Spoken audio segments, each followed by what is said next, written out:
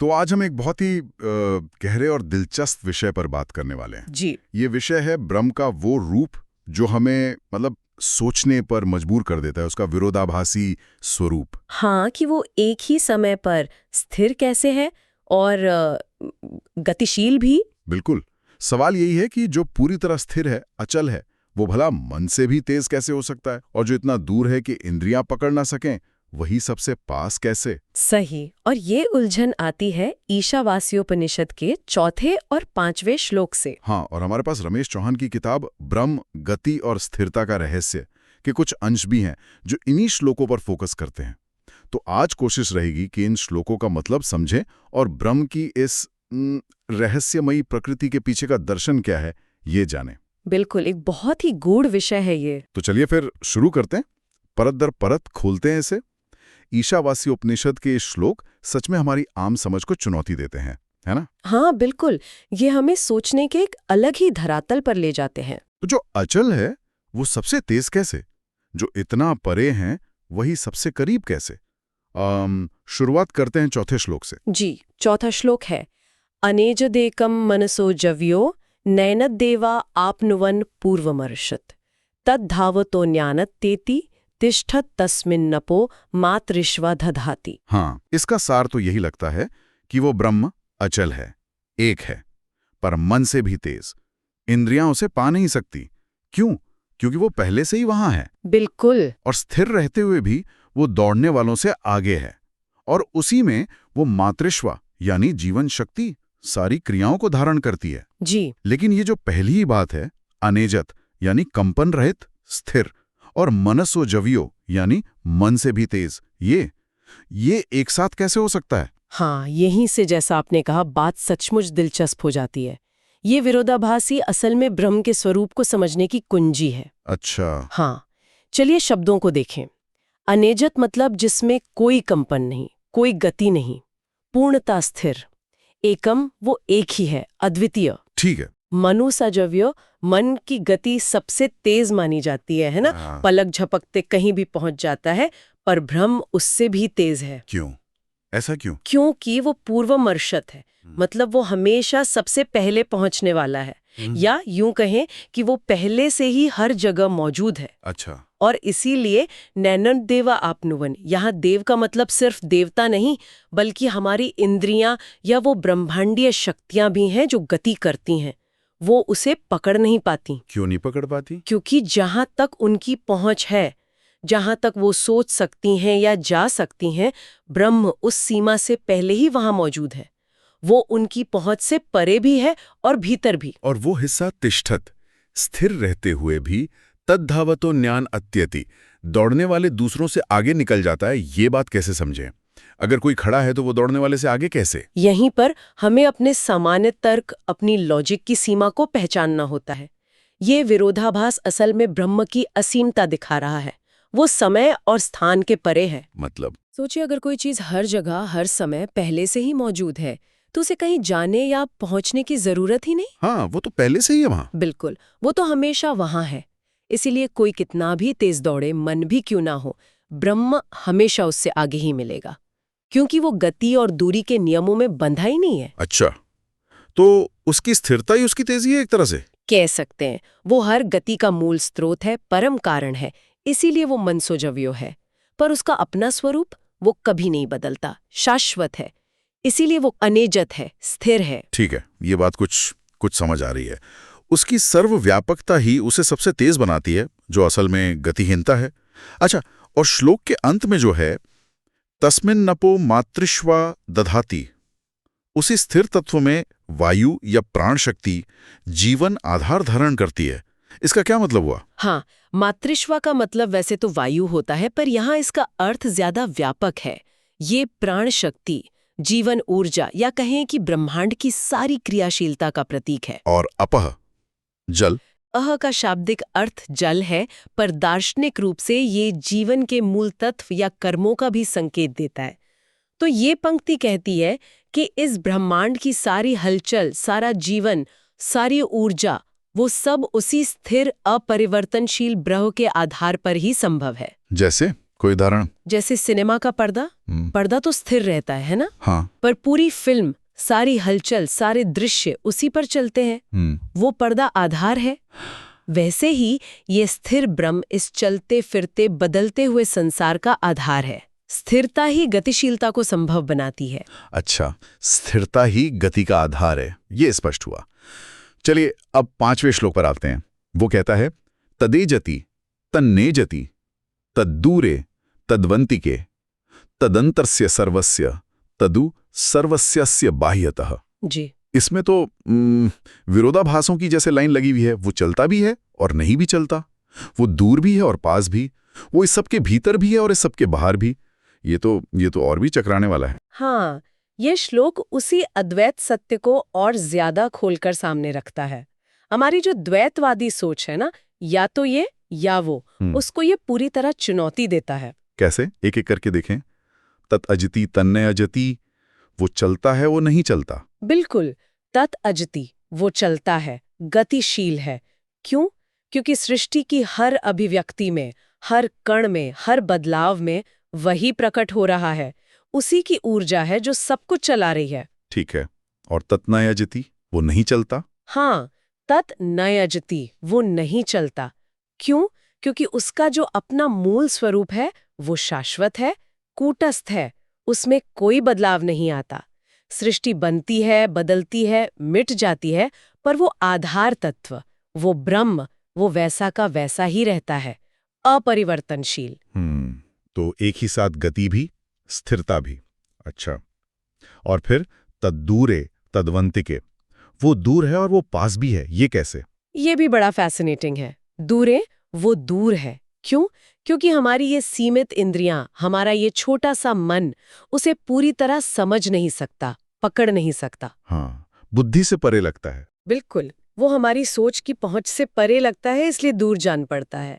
लेकिन तत् उ अंतिके, वो पास भी है, अत्यंत पास। कितना पास? हमसे भी ज्यादा पास, क्योंकि वो हमारे अपने आत्मस्वरूप के रूप में मौजूद है, हमारी चेतना का केंद्र, हर कण का अस्तित्व।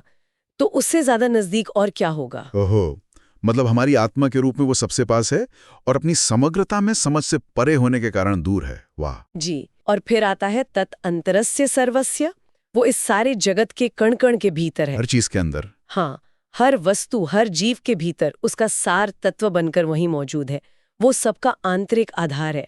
इसे कहते हैं उसकी अंतर्यामी प्रकृति। और फिर तुरंत बाद तदु सर्वस्यास्य बाह्यता, और वो इस सारे जगत के बाहर भी है। बिल्कुल, वो सिर्फ भीतर तक ही सीमित नहीं है, वो इस पूरे ब्रह्मांड को, इसकी हर चीज को बाहर से भी घेरे हुए है, धारण किए हुए है। वो सृष्टि से परे भी है। तो मतलब वो अंदर भी है और बाहर भी, एक साथ। हाँ, इसीलिए उसे विश्वातीत या परात्पर, ट्रांसेंडेंट भी कहा जाता है। वो किसी एक जगह, समय या चीज में बंधा नहीं है। वो एक साथ ही इस सृष्टि में रमा हुआ भी है और इससे पूरी तरह परे भी। बाप रे, ये तो दिमाग को घुमा देता है। तो अगर हम इन दोनों श्लोकों, चौथे और पांचवें को एक साथ देखें तो इनका निचोड़ क्या निकलता है? एक तरफ स्थिर होकर भी सबसे तेज, दूसरी तरफ चलता भी है, नहीं भी, दूर भी, पास भी, अंदर भी, बाहर भी। बिल्कुल, दोनों श्लोक मिलकर ब्रह्म की उसी अद्वैत मतलब नॉन डुअल, अचिंत्य मतलब इनकंसीवेबल प्रकृति का एक बहुत शक्तिशाली चित्र खींचते हैं। अद्वैत, नॉन ड्यूअल। हाँ, गति, स्थिरता, दूरी, निकटता, भीतर बाहर, ये सब हमारी बुद्धि के बनाए हुए खांचे हैं, चीजों को समझने के हमारे तरीके हैं। ये द्वैत है, डुअलिटीज है। ब्रह्म इन सभी द्वैतों का स्रोत भी है और इन सबसे परे भी। तो असल सार ये है कि हमारी ये जो या तो ये या वो वाली सोच है ना, वही उसे समझने में बाधा है। उसकी सच्चाई इन दोनों विरोधाभासी लगने वाले सिरों को एक साथ थामने में है। तो वो इस दुनिया के सारे बदलावों का, सारी गतियों का परम आधार है, पर खुद स्थिर है, अपरिवर्तित है। एकदम सही, वो परम स्थिर अपरिवर्तित आधार।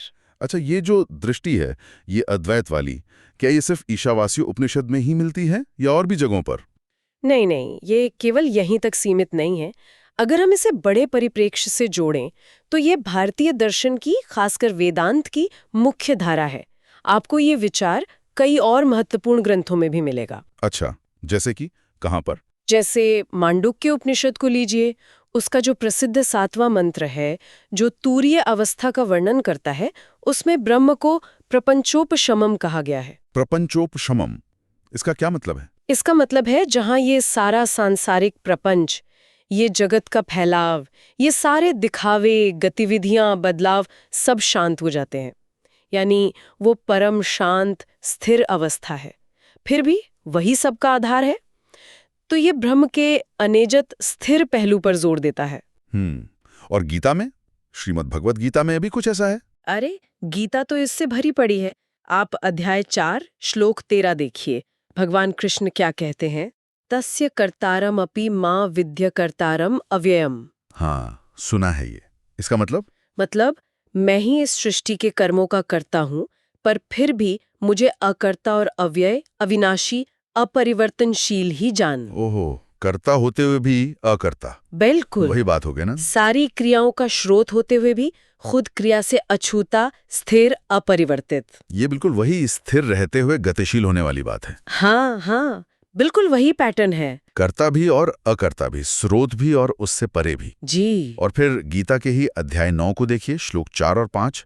कृष्ण कहते हैं, मया तत्मिदं सर्वं जगद व्यक्त मूर्तिना मत्स्थानी सर्वभूतानि न चाहम तेष्वस्थिता। इसका मतलब हुआ कि मुझ अव्यक्त रूप से ये सारा जगत व्याप्त है, सारे प्राणी मुझ में स्थित हैं, पर मैं उनमें स्थित नहीं हूं। हाँ। और अगले ही श्लोक में कहते हैं, न च मत्स्थाने जूताने पश्यम योगमेश्वरम। और असल में तो प्राणी मुझ में स्थित भी नहीं है, मेरे इस ईश्वरीय योग सामर्थ्य को देख। ये तो और भी गहरा विरोधाभास लगता है। पहले कहा सब मुझ में है, फिर कहा मुझ में नहीं है। हाँ, ये पंक्तियां एक साथ ब्रह्म की सर्वव्यापकता, सब प्राणी मुझ में है, और उसकी पारलौकिकता मतलब ट्रांसेंडेंस, मैं उनमें नहीं हूं, प्राणी मुझ में नहीं है, को दिखाती हैं। ये वही अंतरस्य सर्वस्य, सबके भीतर, और सर्वस्यास्य बाह्यतः, सबके बाहर वाला विचार है जिसे हमने अभी डिस्कस किया। अच्छा, तो गीता में भी वही भीतर और बाहर वाला पहलू है। और आपने बृहदारण्यक उपनिषद का भी जिक्र किया था शुरू में। हाँ, बृहदारण्यक उपनिषद में भी जैसे 4:4-19 में बहुत विस्तार से बात आती है कि कैसे ब्रह्म ही सब कुछ है, विज्ञानमय, मनोमय, प्राणमय से लेकर पृथ्वी, जल, वायु, आकाश, तेज, काम, क्रोध, धर्म, अधर्म। हाँ, सब कुछ। सब कुछ। हाँ, जिसका निचोड़ निकलता है स एव सर्वमिति। ये सब कुछ वही ब्रह्म है। ये उसके सर्वसमावेशी रूप को दिखाता है। वो स्थिर आधार भी है और समस्त अभिव्यक्ति का स्रोत भी।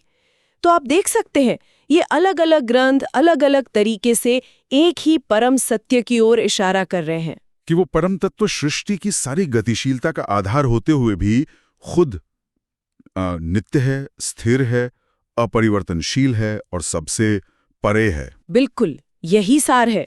ये दर्शन यकीनन बहुत गहरा है, बहुत प्रोफाउंड है, लेकिन अब सवाल उठता है व्यावहारिकता का। एक आम इंसान जो अपनी रोजमर्रा की जिंदगी जी रहा है, भागदौड़ में लगा है, उसके लिए इस ज्ञान की क्या प्रासंगिकता है? इसका प्रैक्टिकल मतलब क्या है? ये बहुत महत्वपूर्ण सवाल है और इसका जवाब है कि ये दर्शन सिर्फ किताबी या बौद्धिक नहीं है। इसकी बहुत गहरी आध्यात्मिक और व्यवहारिक रेलेवेंस है। कैसे? देखिए, जैसे ब्रह्म में गतिशीलता और स्थिरता का एक अद्भुत संतुलन है ना? हाँ। वैसे ही एक संतुलित और सार्थक जीवन के लिए मनुष्य को भी इन दोनों की जरूरत है। अच्छा, मतलब हमें भी गति और स्थिरता दोनों चाहिए। बिल्कुल।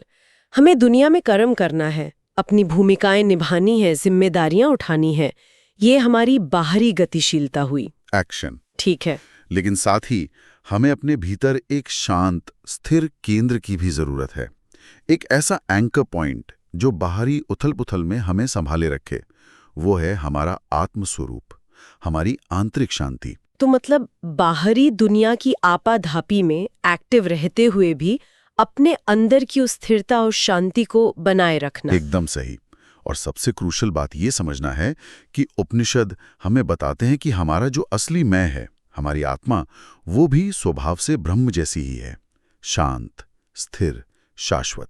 हमारी आत्मा भी? हाँ, वो बाहरी दुनिया के उतार चढ़ाव से, सफलता असफलता से, सुख दुख से असल में प्रभावित नहीं होती।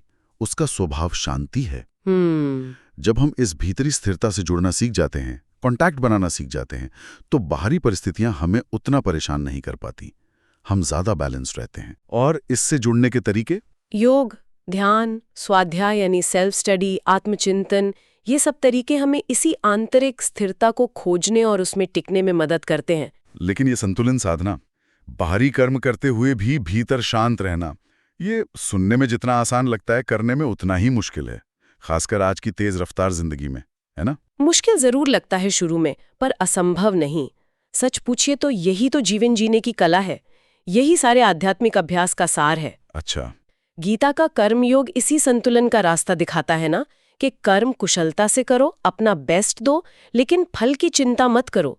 मैंने किया, इस अहंकार से मत जुड़ो। हाँ, निष्काम कर्म। जी, जब हम अपने कर्मों को एक बड़ी शक्ति को सौंपकर या सिर्फ अपना कर्तव्य समझकर बिना पर्सनल गेन लॉस की चिंता के करते हैं, तो हम बाहर से एक्टिव रहते हुए भी अंदर से शांत रह सकते हैं। शांत, साक्षी चेतना से जुड़े रह सकते हैं। कोशिश तो करनी चाहिए। हाँ, जीवन का लक्ष्य ही यही है, इस बाहरी गतिशीलता और भीतरी स्थिरता के बीच एक हार्मनी, एक सामंजस्य स्थापित करना, अपने असली शांत स्वरूप को जानना और उसमें जीना। तो संक्षेप में कहें, ईशावासी उपनिषद के ये जो श्लोक हैं, चौथा और पांचवा, ये हमें ब्रह्म के उस अनूठे विरोधाभासी से लगते पर सत्य स्वरूप का दर्शन कराते हैं। बिल्कुल, जो एक ही साथ गतिशील है और स्थिर है, निकट है और दूर है, सबके भीतर है और सबके बाहर भी। और ये विरोधाभास असल में उसकी कमी नहीं, बल्कि हमारी सीमित समझ के परे उसकी असीम अद्वैत प्रकृति का प्रमाण है। हाँ, और यही गहरी दृष्टि हमें गीता और दूसरे उपनिषदों में भी मिलती है। और इसका व्यवहारिक संदेश हुआ कि हम अपने जीवन में बाहरी कर्म और आंतरिक शांति के बीच संतुलन साधें, ताकि हम अपने असली स्थिर और शांत आत्म स्वरूप को पहचान कर जी सकें। बहुत खूब। तो इस गहरी चर्चा के बाद श्रोताओं के लिए सोचने एक विचार छोड़ते हैं। विचार ये है, अगर हमारे भीतर का मूल तत्व, हमारी आत्मा, भी ब्रह्म की तरह ही स्वभाव से स्थिर, शांत और शाश्वत है, तो जीवन की इस लगातार चलती भागदौड़, इन बदलावों, इन अनसर्टेनिटीज के प्रति हमारा नजरिया, हमारा दृष्टिकोण कैसे बदल सकता है? क्या हम बाहरी परिस्थितियों के थपेड़ों से, उनके असर से कम प्रभावित होकर ज्यादा आंतरिक स्वतंत्रता, ज्यादा गहरी शांति और स्थिरता का अनुभव कर सकते हैं? इस पर जरूर सोचिएगा, मनन कीजिएगा।